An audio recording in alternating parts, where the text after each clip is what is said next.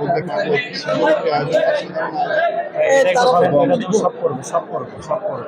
ভাই এই ফোনটা এত সামনে দিলে কেমনে হয়? একটু আর্টিস্টের চোখে দেখা যায়। আচ্ছা আমি বলি ইয়া করো না বাকি করো না নীরব ভাই একটু অপারেশন জ্যাকপট সম্পর্কে বলেন, কত দূর আছে? অপারেশন জ্যাকপট না এইটা নিয়ে আছে। এটা নিয়ে তো শেষ করেনি? আচ্ছা শেষ করেনি। আচ্ছা সেটা হচ্ছে যে খুবই সুন্দর আয়োজন।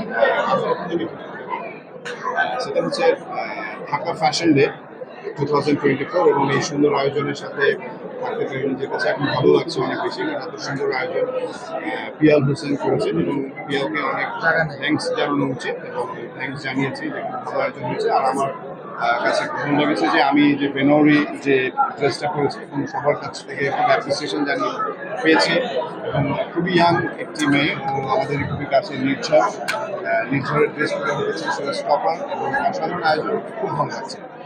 আচ্ছা এখানে কিন্তু মানে বিশেষভাবে আয়োজন করা হয়েছে যে এমন যে আমার মনে হয় না কেউ শুটিং এ আসবে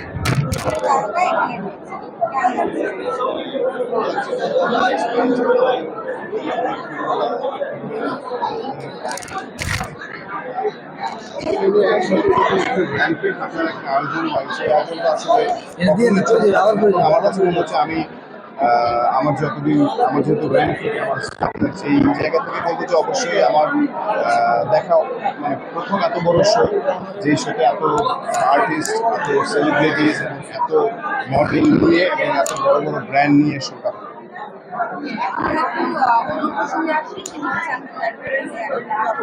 অপারেশন জ্যাকপটে তো প্রায় 4-5 মাস শুটিং করলাম, জানুয়ারি, ফেব্রুয়ারি, মার্চ, এপ্রিল, মে।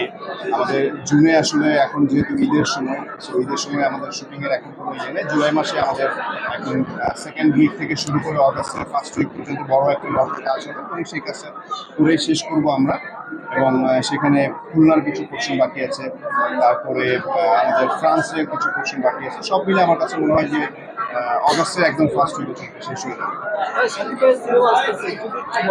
তুফান সম্পর্কে, তুফান সিনেমা নিয়ে তুফান নিয়ে তো আসলে অবশ্যই মন্তব্য খুবই ভালো এবং প্রথম থেকে শুরু করে টিজার থেকে শুরু করে ফার্স্ট লুক থেকে শুরু করে গান থেকে শুরু করে সবাই অনেক বেশি বিশ্লেষণ জানিয়েছে এবং আমিও আমার জায়গা থেকে